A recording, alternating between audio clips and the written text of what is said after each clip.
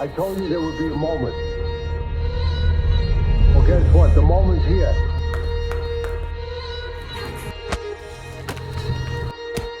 The fight's coming. Let's go! Boxing King Media in association with boxer Jimmy Harrington, the manager of Tyson, Tommy Fury.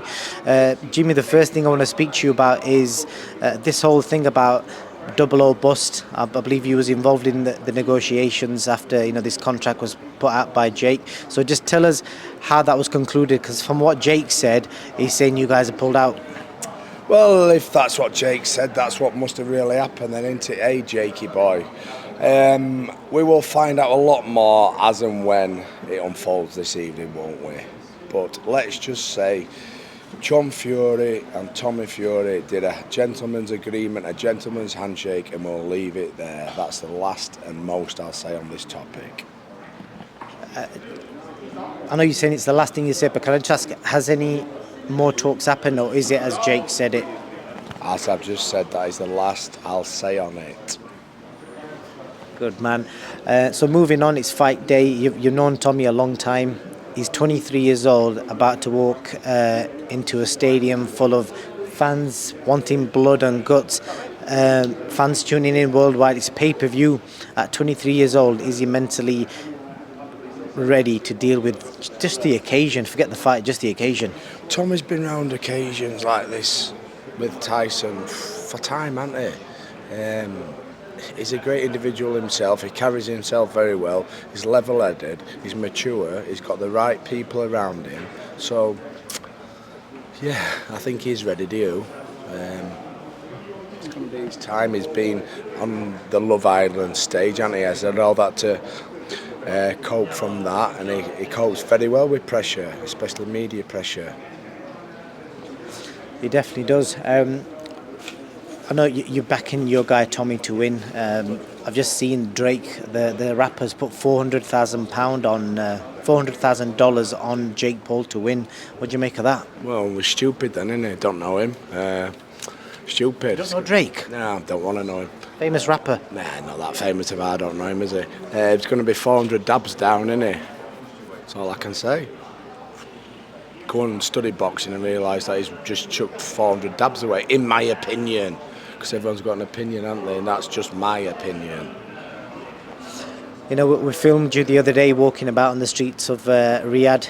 A lot of the fans enjoyed that. You know, they enjoyed watching the local Donny lad, especially. I think somebody commented from Intake. They find it interesting you walking about. So, what did you kind of learn from that experience? We didn't really talk about it since. I learnt from that experience what I knew anyway of the Muslim faith, that it is a very welcoming faith, a very humble, they're very warm and themselves. But actually, it's the more I learnt about the country where we are, not the actual faith, because you read that they treat a dog better than they do a female, here supposedly, but it's a load of old bollocks. What I've seen, it's just all right. I've got my friends here, I've got Andy and Lee and others, and they would speak exactly the same.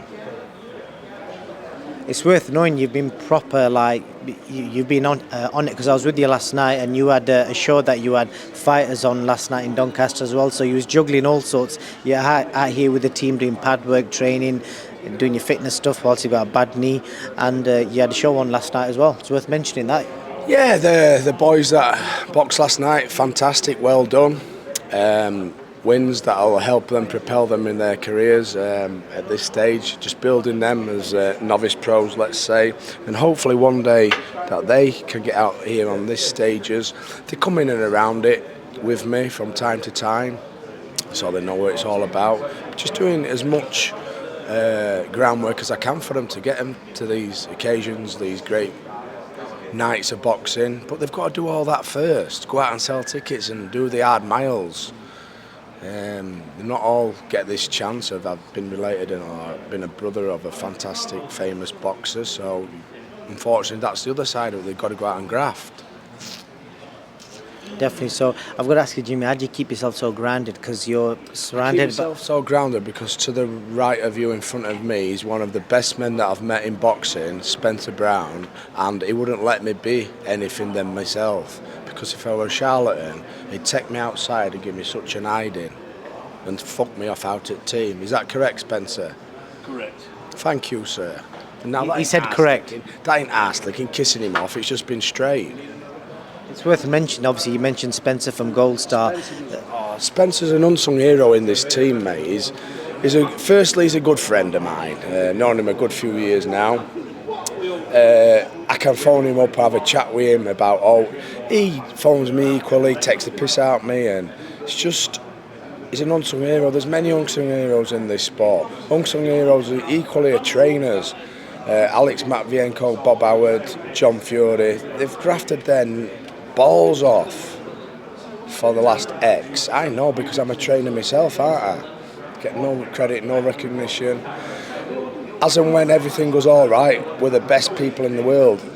When it goes wrong, we're shitbags. What I can always say about a trainer, you're only as good as your last win. That's just a great analogy to weigh any trainer up. And just based on what you said about Spencer, I can back that up because from what I've seen, having spent a bit of time with the Team Fury this week, is that John, and even knowing Peter as well, these guys work big on trust. Trust makes or breaks relationships, and I've noticed that they're obviously very loyal to Spencer and they do a lot of work with him, and he kind of manages everything John does. So it probably says a lot about his role in the team, that he obviously holds a key role. Yeah, of course it does. They base everything on trust and loyalty first and foremost, and they build friendships from that. You can't just come into this group of people, this group of men, and expect to be welcomed. You have to earn that trust and prove your worth. That old saying, prove your worth. And if you've got any worth, then you prove it. And you're not a shitbag, you're not a charlatan, you're not a lying bastard, you're not a silly cunt. You'll be all right. You'll be with us. I do love your bluntness, Jimmy. You can see yourself coming back to Saudi again? Yeah. Did you bring your missus here? Yeah, I'd bring me missus Kerry and my lad Tom. Of course I would. Why wouldn't I? Why would I not? The human beings, I know they're not supposedly women to be treated well here, but every woman, I get sick of going on about boring fuck out of people now, but it's just a proper place, it's all right. I want to just finish on apart from, change the subject, we'll change the subject, so finish on before we go. Went up for a walk into mall earlier, and them divvy boxers, what are they, them YouTubers? Slim, is it Slim? Hello pal, how are you? We had a good chat with you earlier, didn't we? You pestered the bloody life out of me for 45 minutes. He was like a little lapdog. He wouldn't leave me alone. He started calling me Uncle in the end, Uncle Jimmy. Now, Uncle Jimmy, that sounds totally wrong, Slim. I am not Uncle Jimmy. There's a famous man from over our way called Jimmy Savile. That can be your uncle. How about that one? And he used to have a catchphrase of now then, now then, now then. Google him, mate. You can have him. Oh, is he following me back? Has he followed me? What's he called? Slim what? Slim Shady? He tell me what from Is he from Brooklyn? I says, you ain't from Brooklyn, mate. He says, because if somebody's just stood on your toes like I have, mate, I wouldn't be stood here in front of you, you'd have eyed me clean out. But oh no, you can't punch, can you? What's happened there? Have you guys had some beef? No, beef, no. Just had banter. He liked our banter.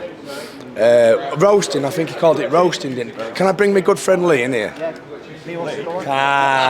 Come on, Andy. Andy, you want to come on? Andy, please, come on. Just tell him about how bad he was today. I'll introduce you. Come in. Bring your chair. This is Andy. Comes all the way everywhere with Team Fury. We've known each other a long time through Team Warrington days when I was with Josh.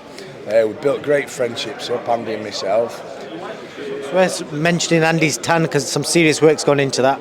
His tan, please don't take that, because I'm equally as him. It's Mediterranean skin It's from... hard for us too, mate, innit, out here. Strawberry blonde, Jimmy, strawberry blonde. Strawberry Blonde, not ginger, never ginger. I'm worse than you though, aren't I? Because I have to wear coats and everything. They've all took the piss out of me, but I don't care. I've had coats on, hats on, and I had trousers. You have, Jimmy. But back to Slim. How bad were he? I thought he was all right, Jimmy. No, because he weren't on at you. No, How were he to me?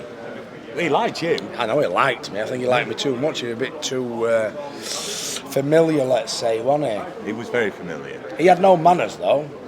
Manners make a man, Jimmy. And I taught him that. He kept saying, if he misheard me or didn't hear me, like, pulled a silly noise like that, and I just explained to him, if you don't hear somebody, young man, it's pardon. I think I'd get him in end. He asked me to train him, but I says, if you give me 100 million quid, mate, I won't train you. Maybe take it as a compliment. Maybe he could take that backhanded one back then, eh? Jimmy, we're 10 hours away from the ring walk. I'm looking forward to it. Can't wait. Anything else you want to add before I let you go? Thank you very much for the promotional team, everybody behind this, the Kingdom of Saudi Arabia. Is it Prince? Help me out. Who's put it on? Prince Khalid. Prince Khalid, I believe then from yourself. Yeah, thank him for just putting this fantastic event on, and I hear that there's going to be many, many more events out here. If ever I got an opportunity and a chance to come again, I'd snatch it and grab it and bring the boys, my boys, anyone associated with me, and get them out here, get them fighting.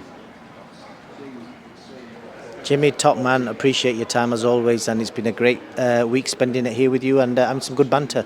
Always got time for you, you know that. I respect you so much, what you do with your channel, all the effort. People don't see what effort this fella puts in. He's a one-man band. You've got all these outlets here, there's 5s, 10s, 15s of them. Come up and ask me for interview, I fuck them off. I don't like them.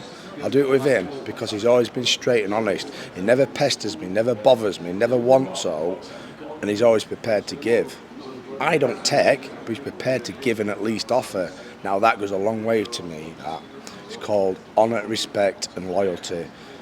You'll always be part of me and us. So click, Jimmy. like, subscribe. And Jimmy, genuinely, I mean that out of respect. You're a top bloke. I appreciate that. Yeah, you're a top bloke, mate, and I appreciate your friendship. Thank you. I told you there would be a moment. Well, guess what? The moment's here.